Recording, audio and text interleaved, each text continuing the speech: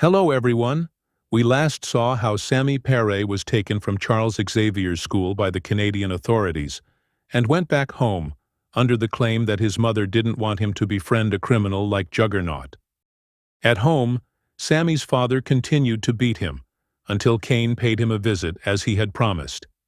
Cain lost his temper when he saw Sammy badly beaten and attacked his father, but was subsequently beaten and arrested by Alpha Flight.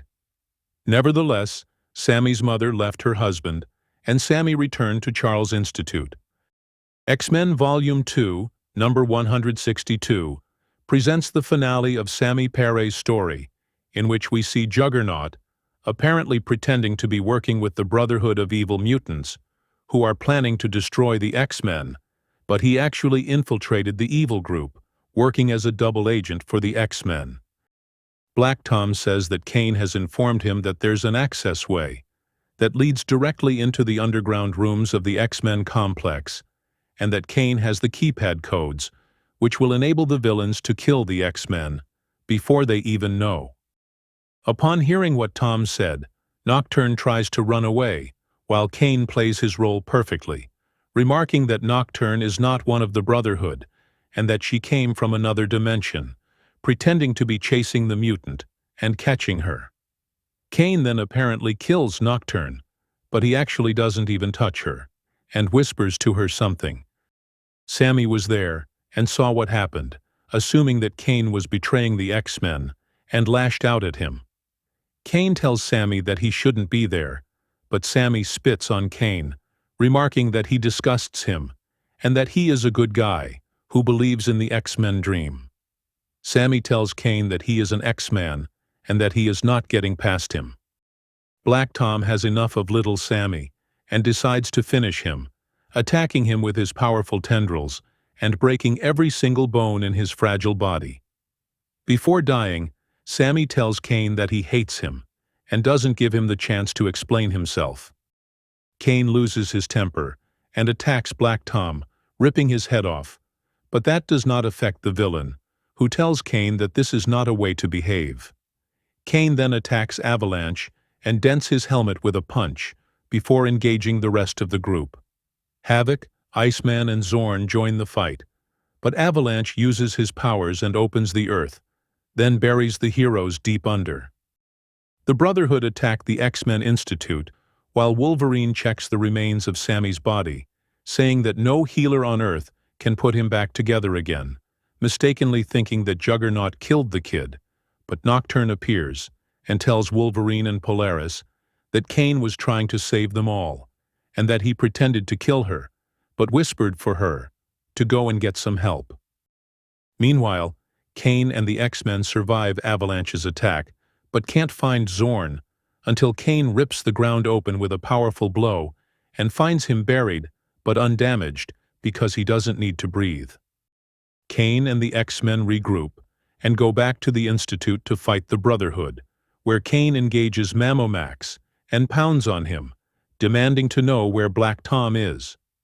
Mammomax pours his stomach acid on Cain, but that doesn't affect him at all, as he grabs Mammomax from his trunk and tosses him around, before knocking him down with great force, still demanding to know where Tom is.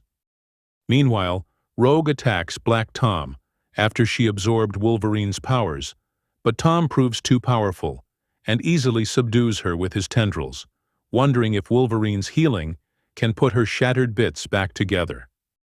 Tom begins to crush Rogue, and that's when Marilyn Hanna, who is in charge of the cafeteria at the Institute, attacks Tom with a frying pan, ripping his head off.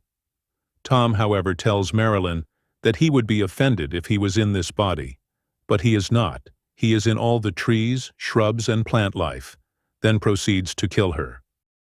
Rogue tells Tom that he's evil and sadistic, but Tom mocks her, remarking that she didn't even know Marilyn's name. North Star arrives and attacks Tom with great speed, telling him that her name was Marilyn, and that her mother kept loving her, even when she started mutating and growing additional arms, then gained weight from eating, to compensate for the bigotry she suffered. North Star rips Tom to pieces, but that just enrages him more, as he quickly regenerates and attacks the X-Men again, then contains them with his tendrils. Nocturne phases into Tom, attempting to control him, but she finds out that he is in every plant, and that she can't centralize his consciousness. Zorn decides to open the black hole in his mind, because he can't allow any more innocents to die.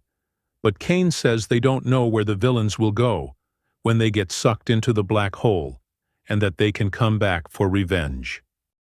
Mindy uses her psychic powers to mind wipes the Brotherhood members, while Nocturne tells Zorn to open his black hole, as she can't hold Tom much longer, and he won't be stopped once she has lost her control over him.